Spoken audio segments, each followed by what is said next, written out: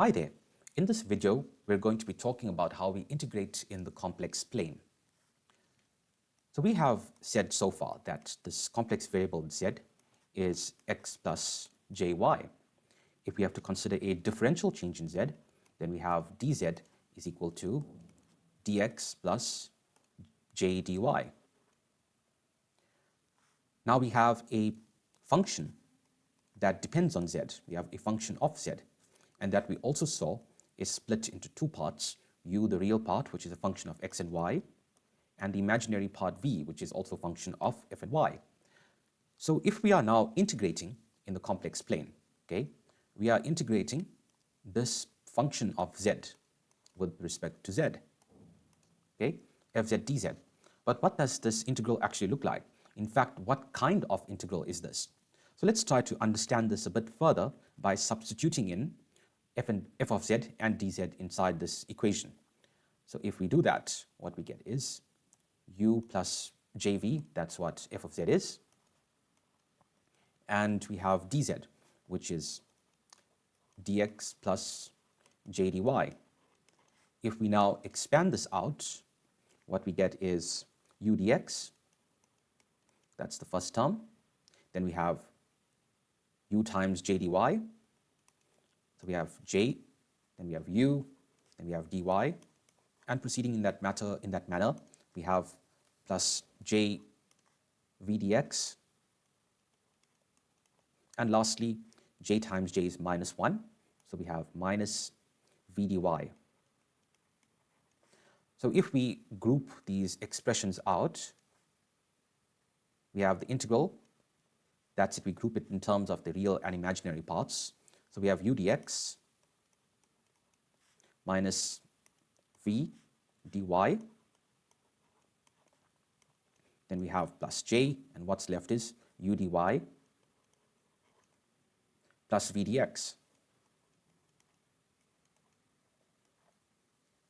So if we try to understand this graphically, what are we trying to understand? So let's look at it. We have our xy plane, or rather the x and y axis and the z plane. We have 2 points, that's A and B, and we have some curve that joins A and B. And each one of these points along this curve, okay, we'll call that curve C, will have some kind of value of z. So there's a value of z along each point of this curve. And each value of z, each point z, will have a corresponding point f of z. So what does this mean? We are adding, right? We are summing each point f of z for each value of z. So what this actually tells us is that we are taking a line integral. So we covered line integrals in multivariable calculus, and the videos are available in that playlist. So you can go and revise that if you want. But just a quick revision here of what a line integral is. And the way I had explained it at the time was that we have a roller coaster.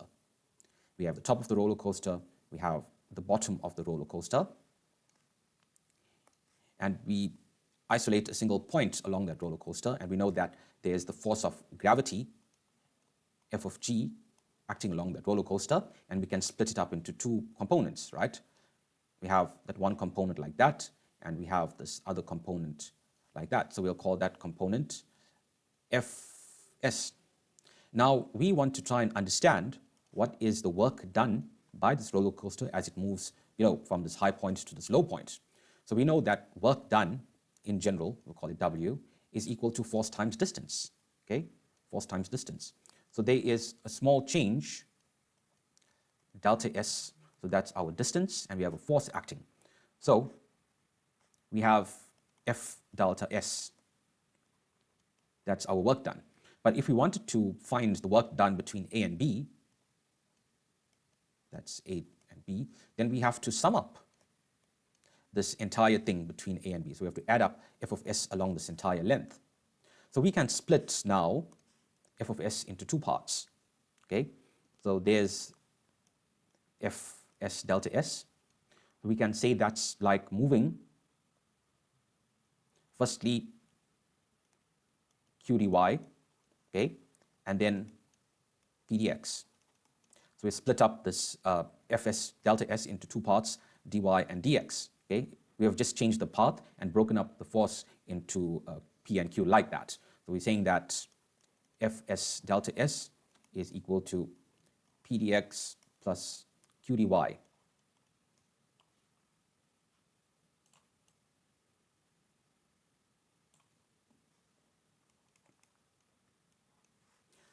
So if we wanted the work done, we can replace this sum that's here with actually the integral sign. So what this becomes is that the total work done between A and B is actually this integral of p dx plus q dy. So that was the general form of a line integral between these 2 points. So we have a function, okay, and with each point along that function, we are adding up another function. So that other function is the work done, and we are summing up between these 2 points. So if we think now about the complex plane, okay, we think about the complex plane, what do we have here? We have z and we have f of z. F of z is some other function, and we are summing up f of z between these 2 points. So you can see it's exactly the same. Line integral, we're summing up work done between these 2 points. In the complex plane, we are summing up something else between the 2 points. So that's how it is a line integral. And let's look at what we had just derived. We had seen that we had u dx minus v dy, the real part, and we had u dy plus v dx as the imaginary part. So if you look at these things, we can kind of see that it resembles the form p dx plus q dy. And again here, we have, okay, it's reversed here, but we can see it as p dx and q dy. The same thing. So this is given more credence to the fact as to how we actually see that this entire thing is a line integral. So we can best illustrate this entire thing with a simple example, okay? So we can take a complex function. F of z is equal to z minus j squared. So we want to now evaluate the integral, okay, along something in the z-plane. So we have the z-plane, and we have x and y, and we have 2 points A, maybe that could be the origin, and we have another point B. So B is here, and we have a line joining these 2 points. So B would be the point 1 plus j2. So it has a real part 1 and an imaginary part 2. Okay, 1, 2, that's how we plot it. So we want to now integrate f of z, the function z, between these 2 points in the z-plane. So what we're doing is we want to integrate, let's call this curve C. We are integrating along C of f of z dz. So the first thing that we need to do is find u and v, okay? So essentially what we're going to do is we're going to use this expression that we had just derived. So this is what the integral is. So that's what the integral is. And perhaps we can just write it out.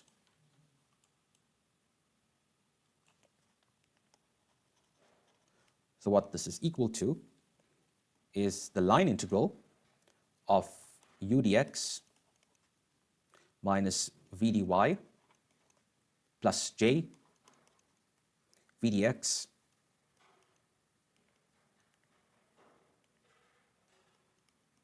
plus u dy.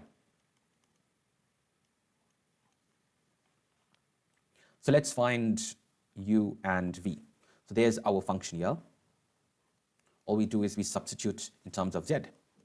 So we have f of z is now equal to, z is equal to x plus jy. So we have x plus jy, and also we have this minus j. And this entire thing is squared.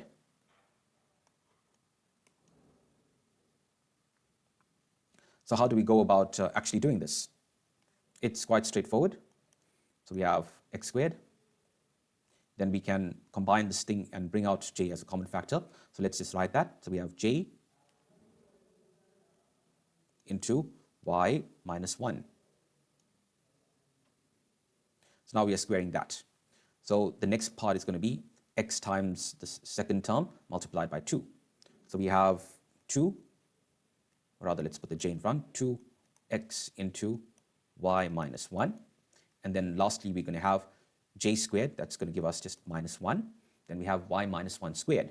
So that is y squared minus 2y. And then, okay, so we have minus in front because of the j, and we have minus here, so that's going to become a plus. And lastly, we have minus 1 squared, which is 1. 1 times minus 1 gives us minus 1. So now we can group these terms as we usually do. So we get x squared, then minus y squared, plus 2y, minus 1. And then we have j. If we expand that out, we get 2xy minus 2x. So this is what u is equal to. So this part is u, and that's what v is equal to. So we have already derived this expression, and all we need to do is just apply it. So we can take it and we can bring it down here. So we can just write this right-hand side of this equation, and it's the integral, and we're integrating along c of u dx. So this is what u is equal to. So u is equal to x squared minus y squared plus 2y minus 1, and then we have dx. Then we have minus v, and v is equal to 2xy minus 2x. So we have 2xy minus 2x, and this is multiplied by dy. Then we have plus. Let's group it like that. Then we have plus j, and we have v dx. Okay, we have v dx, and v we saw is 2xy minus 2x, and we multiplied that by dx. And then lastly we have plus u, and u is this entire thing. So it's x squared minus y squared plus 2y minus 1. And that is multiplied by dy.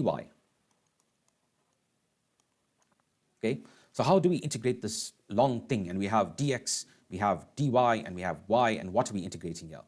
So we are integrating along this path. Okay, so let's not forget that, this path. And do we have a relationship between x and y? Yes, we do. It's a straight line. We can clearly see that y is equal to 2x. And that means that dy is simply equal to 2dx. So that's the relationship between dx and dy and all of these things. So to evaluate this integral that we have just seen now, all we need to do is eliminate y and dx. So wherever we see y, we substitute in 2x, and wherever we see dy, we simply substitute 2dx, because that's what we have just seen here on the top. So if we do that,